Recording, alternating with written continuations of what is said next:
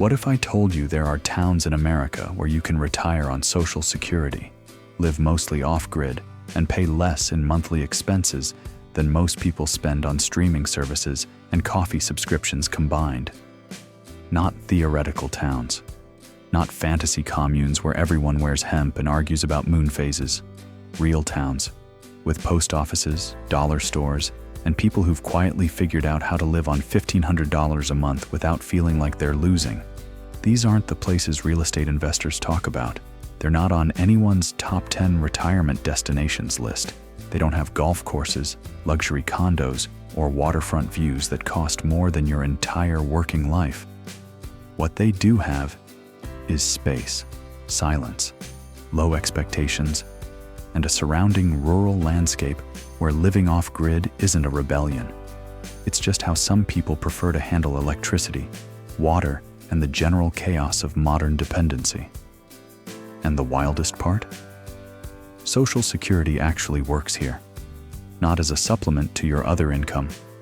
Not as a safety net you're embarrassed to mention. As your actual, functional income. The kind that covers your land payment, your propane, your property taxes, and leaves enough left over for groceries that don't come in vacuum-sealed apocalypse buckets. So before the algorithm decides this video is too useful to recommend, and before someone realizes these loopholes still exist, hit that like button. Not because I need the validation, I'm held together by duct tape and spite at this point, but because every time you do, a financial advisor somewhere has to recalculate their entire retirement seminar, and honestly, that feels like community service.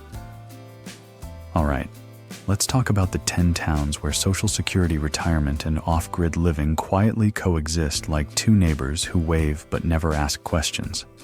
Truth or Consequences sits in southern New Mexico like a town that accidentally wandered off the map and decided staying lost was easier than going back. Named after a 1950s radio show in a publicity stunt that somehow stuck, this place has the energy of a location that stopped trying to impress people decades ago and now just exists in comfortable, sun-baked defiance of modern expectations. The town itself is small. Hot springs bubble up through the ground like the earth is trying to start a spa, but gave up halfway through the permit process. RVs park for months. Retirees soak in mineral water. Art galleries exist for reasons nobody can fully explain. It's weird, but it's the kind of weird that minds its own business. And just outside town limits, across Sierra County, the off-grid reality becomes visible.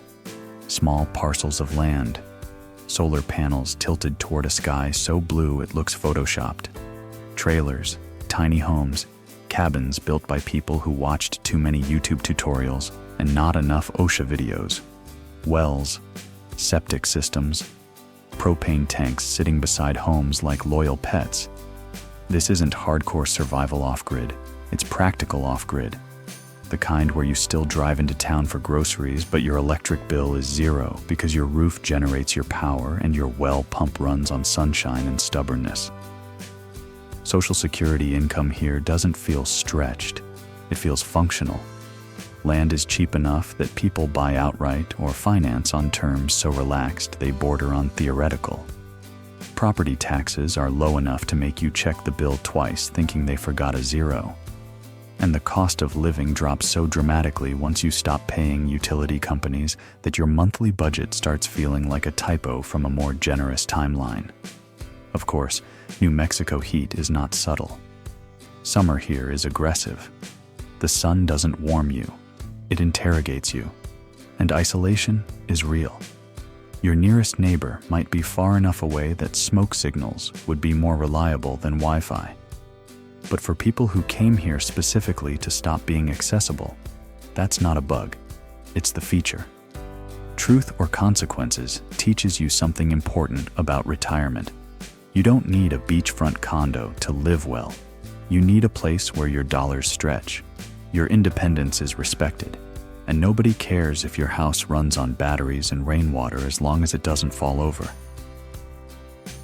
Mountain View, Arkansas is what happens when the Ozark Mountains get tired of being dramatic and decide to just be quietly, beautifully weird instead.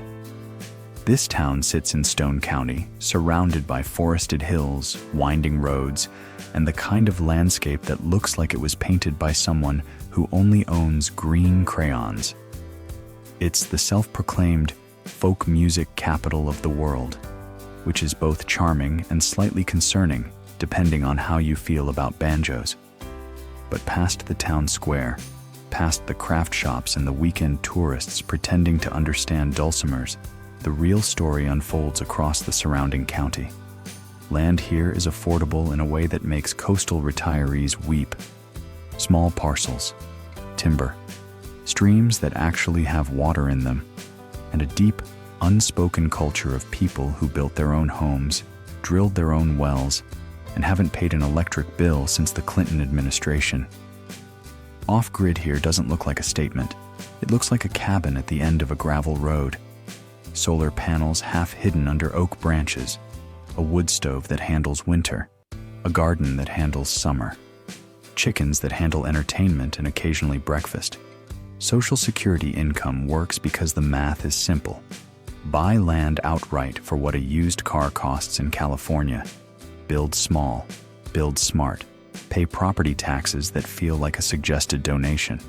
Heat with wood you cut yourself or buy from a neighbor who needs the work. Suddenly, $1,400 a month isn't poverty. It's a functional life with savings left over. The people here don't talk about off-grid like it's a philosophy. They talk about it like plumbing. It's just how things are set up.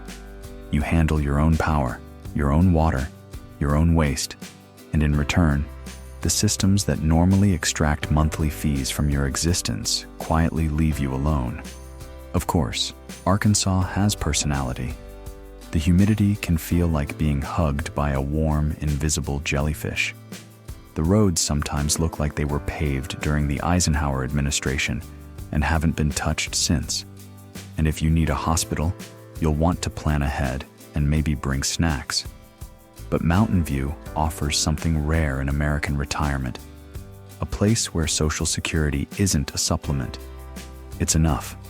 Enough to own your home, enough to control your own infrastructure, enough to live without the constant financial pressure that makes retirement feel like a very slow panic attack with scenic views. Ironton, Missouri, is the kind of town that makes you wonder if someone lost a bet with geography and decided to just build a courthouse anyway.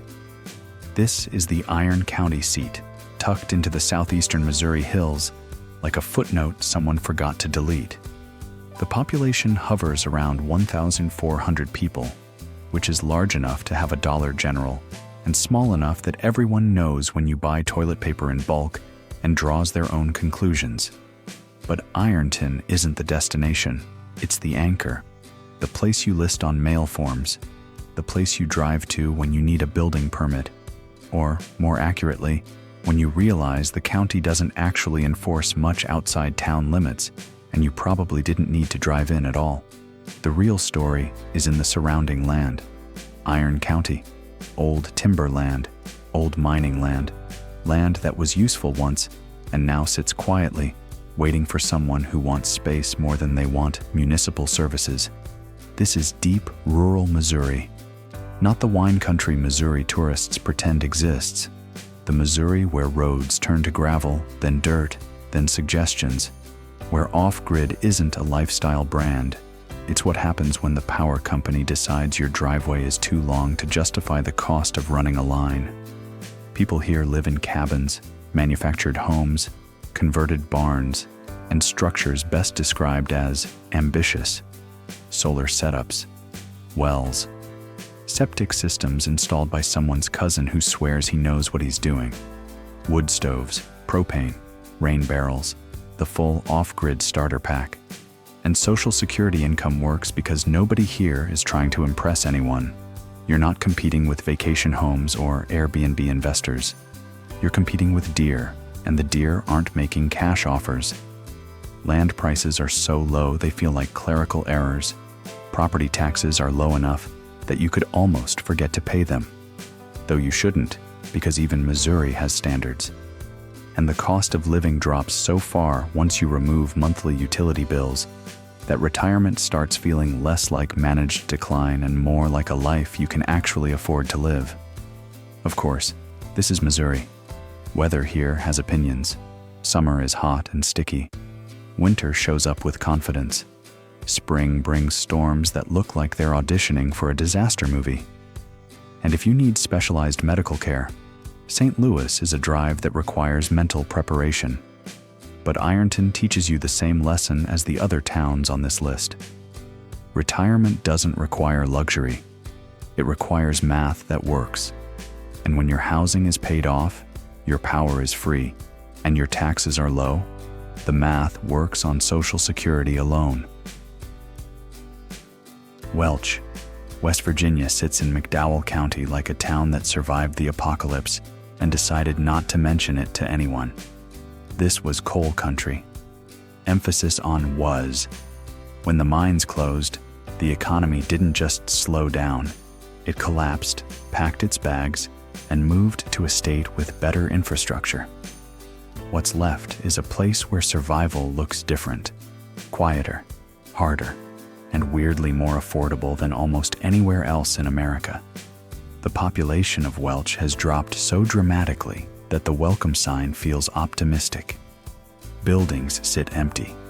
Streets are wide because nobody uses them. The county itself has one of the lowest median incomes in the entire country, which sounds grim until you realize it also has some of the lowest costs of living. And just outside town, across the hills and hollows, people live off-grid, not because it's trendy, but because it's practical.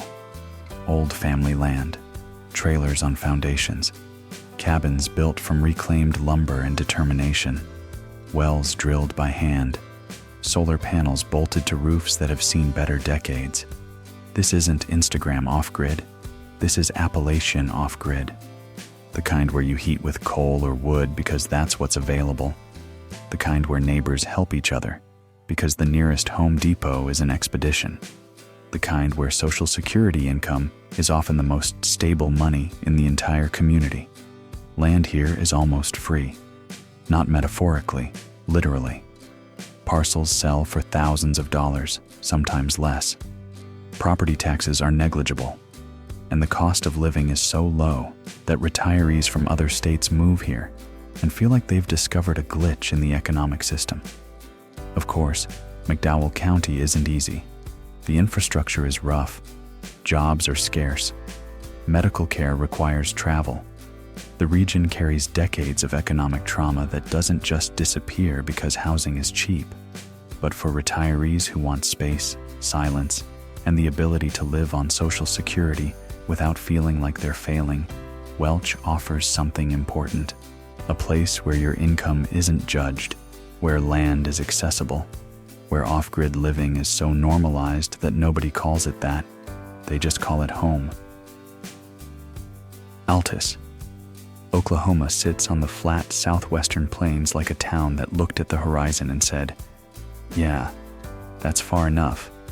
This is cotton country, wheat country, wind country, the kind of place where the sky takes up most of the view and the land stretches so flat, you start wondering if someone forgot to add terrain." Altus itself is a small city, around 18,000 people, which makes it the largest anchor point on this list. But it's not the town that matters. It's the surrounding countryside. Jackson County, rural Oklahoma. Land so open and affordable that retirees quietly buy parcels, drop a manufactured home, or build a small cabin, and live on budgets that would get laughed out of a coastal coffee shop. Off-grid here is less about ideology and more about practicality. You're far enough from infrastructure that running utilities costs more than just handling it yourself. Solar panels work beautifully under a sky with zero shade and approximately 300 days of sunshine. Wells are common. Septic systems are standard. Propane handles heating and cooking. Social Security income works because everything is cheap. Land, taxes, propane, groceries. The general cost of existing People retire here not because it's glamorous, but because the math makes sense in a way it doesn't anywhere near a coast. Of course, Oklahoma weather is a full-time job. Tornadoes are not theoretical. Summer heat could melt your dignity. Winter occasionally remembers it's supposed to be cold and overdoes it.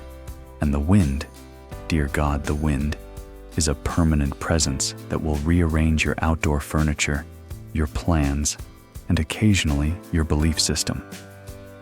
But Altus teaches you that retirement doesn't need to be complicated. It needs to be affordable. And when your housing is paid for, your utilities are self-generated, and your taxes are low, Social Security stops feeling like survival and starts feeling like income. Alamosa. Colorado sits in the San Luis Valley like someone dropped a town into the bottom of a giant bowl and forgot to add water. This is high desert, 7,000 feet above sea level, surrounded by mountains that look painted. Air so thin, your first week feels like card conditioning. Skies so clear at night, you can see galaxies and start questioning your life choices. The town itself is functional. College town, farming hub, quiet. But the real opportunity is outside city limits, across the valley floor. Land here is strangely affordable for Colorado. Not Denver affordable, actually affordable.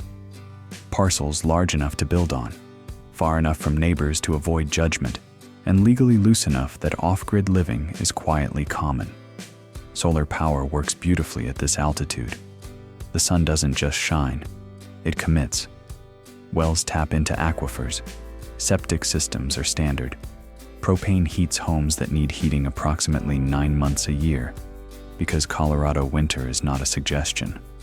Social Security income works here because the cost of living is reasonable. Not Boulder reasonable, not Aspen reasonable, actually reasonable. You can own land, control your infrastructure, and still afford to eat food that didn't come from a Mylar pouch labeled tactical nutrition. Of course, Alamosa comes with disclaimers. The altitude affects people. Some adapt. Some spend their first month wondering why stairs feel like cardio. Winter is cold, not movie cold, Colorado cold. The kind that makes you respect propane and question your roof insulation. But for retirees who want mountain views, clean air, and the ability to live off-grid without living in a bunker, the San Luis Valley offers something rare. Space, silence, and a place where Social Security income can actually fund a life instead of just delaying the inevitable. Globe. Arizona is what happens when a mining town survives long enough to become charming by accident. This is Gila County, southeastern Arizona. Mountains, canyons, desert that transitions into pine forests if you drive long enough in any direction that isn't down. Globe itself is quirky. Historic buildings, local diners, streets that look like they were designed by someone who thought grids were oppressive. But past the town limits, across the county, the landscape opens into exactly the kind of rugged, affordable land that makes off-grid retirement possible. This is Arizona, so solar power is essentially mandatory by geography. The sun here doesn't just rise, it dominates. Wells are common. Septic systems are normal. And the zoning is loose enough that people build cabins, place manufactured homes, or construct dome houses without anyone scheduling a hearing about community aesthetics. Social Security works here because housing is cheap and utilities are optional. Land sells for prices that make sense. Property taxes stay low. And once you remove monthly bills for power, water, and sewer, your budget suddenly has room to breathe. Of course, Arizona heat is not subtle. Summer here could cook an egg on your hood, your driveway, and possibly your forehead. Monsoon season brings dramatic storms. And if you need serious medical care, Phoenix is a drive that requires planning and possibly snacks. But Globe teaches the same lesson as the others. Retirement doesn't require beachfront property. It requires land you can afford, infrastructure you can control, and a community that doesn't care how you generate electricity as long as you're not bothering anyone.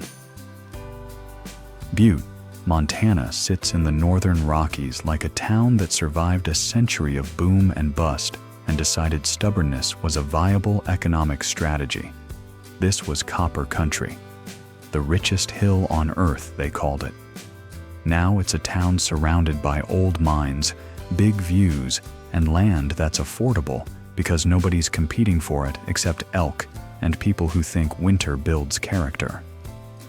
Butte itself has infrastructure, history, and a population that's seen everything and is no longer impressed. But outside the city limits, across Silver Bow County and beyond, the rural landscape offers exactly what off-grid retirees need: space, cheap land, a culture that respects self-sufficiency, because that's how people survived here for generations. Off-grid in Montana is serious business.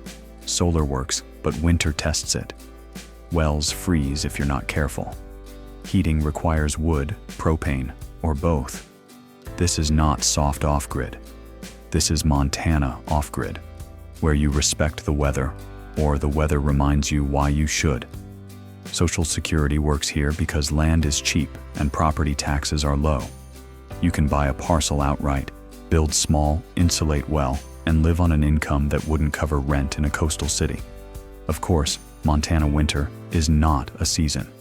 It's a test, a long, cold test that makes you appreciate propane, insulation, and the concept of spring. But for retirees who can handle cold and silence, Butte offers something powerful. A place where off-grid living is respected, land is accessible, and Social Security can fund a life that feels surprisingly free. Baker City, Oregon sits in the northeastern corner of the state like a town that decided it didn't need to compete with Portland, and is perfectly fine with that decision. This is high desert, mountains, ranch land, open sky. The kind of place where the landscape does most of the talking, and the people just nod occasionally in agreement. Baker City itself is small, functional, and historically charming in the way frontier towns sometimes are when they survive long enough to become nostalgic instead of desperate. But the real opportunity is in Baker County, where land is affordable, zoning is relaxed, and off-grid living is common enough that nobody calls it a movement. Solar works here. Wells are standard, septic systems are normal, and the rural culture respects self-sufficiency the way some places respect lawn care. Social Security income works because the cost of living is low and the barriers to ownership are minimal. You can buy land, build or place a home, and live on a budget that feels impossible anywhere west of the Cascades. Of course, Oregon winter shows up. It's cold, but not Montana cold. Remote, but not Alaska remote. And if you need specialized services, you'll drive to Boise or beyond. But Baker City offers what all these towns offer: a place where Social Security isn't just survival income. It's enough to own land, enough to control your infrastructure, enough to retire without financial panic.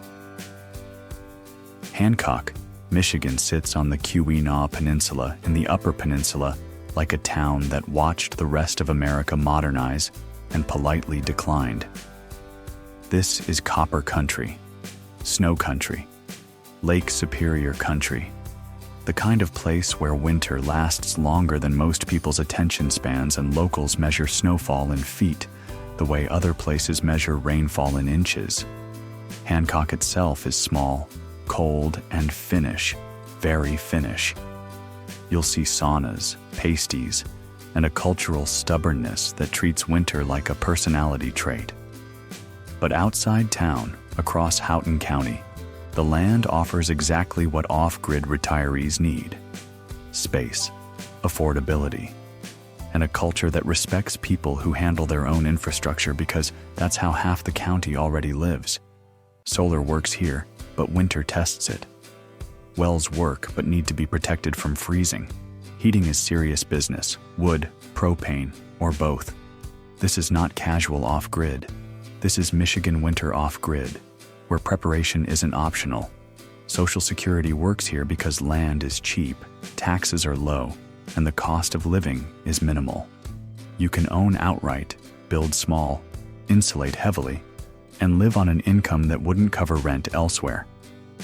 Of course, Michigan winter is long, very long. If you don't like snow, cold, or darkness, Hancock will break you gently but firmly. But for retirees who can handle winter and value silence, Hancock offers something rare. A place where Social Security can fund a life that's not just affordable, it's genuinely independent. So here we are, 10 towns, 10 very different landscapes, 10 places where Social Security income can actually fund off-grid or semi-off-grid retirement without requiring trust funds, side hustles, or a YouTube channel about living in a van. These aren't utopias. They're not perfect.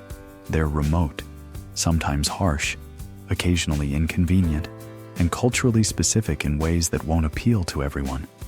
But they offer something increasingly rare in modern America, a place where the math works, where land is accessible, where independence is respected, where retirement doesn't mean managed decline in an expensive apartment eating ramen and pretending it's a choice. These towns prove that escape doesn't require leaving the country. It requires leaving the parts of the country that stopped making sense, the parts where housing eats half your income, where utilities cost more than food, where independence is treated like a permit violation. Out here, in these forgotten corners, Social Security isn't poverty. It's enough. Enough to own land. Enough to build small. Enough to live quietly without constant financial pressure. And sometimes that's not just enough. It's everything.